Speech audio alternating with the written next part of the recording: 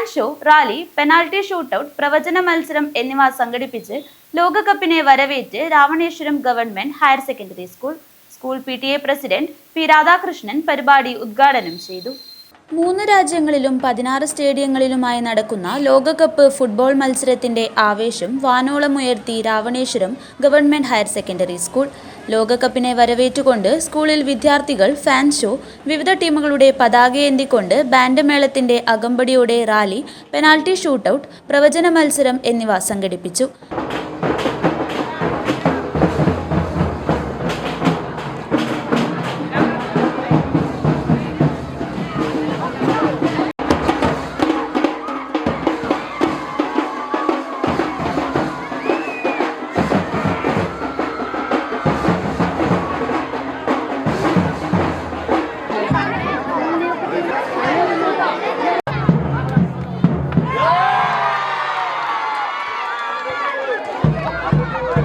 മെക്സിക്കോയിലെ ആസ്റ്റേക്ക സ്റ്റേഡിയത്തിൽ ഇന്ത്യൻ സമയം രാത്രി 12:30 നടക്കുന്ന ആദ്യ മത്സരത്തിലെ മെക്സിക്കോ ദക്ഷിണാഫ്രിക്ക മത്സരത്തിലെ വിജയികളെയും ഗോൾ നിലയും പ്രവചിക്കുന്നവർക്ക് സമ്മാനമായി ഫുട്ബോൾ നൽകുന്ന പ്രവചന മത്സരം സംഘടിപ്പിച്ചിരുന്നു.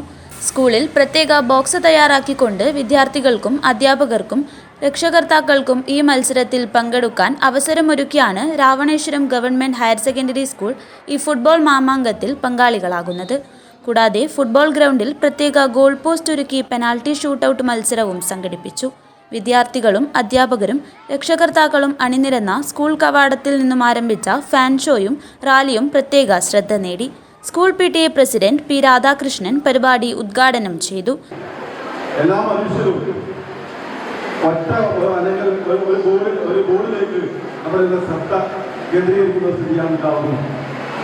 അത്രമാത്രം പ്രാധാന്യമുണ്ട് എന്നാണ് അത് സൂചിപ്പിക്കുന്നത്.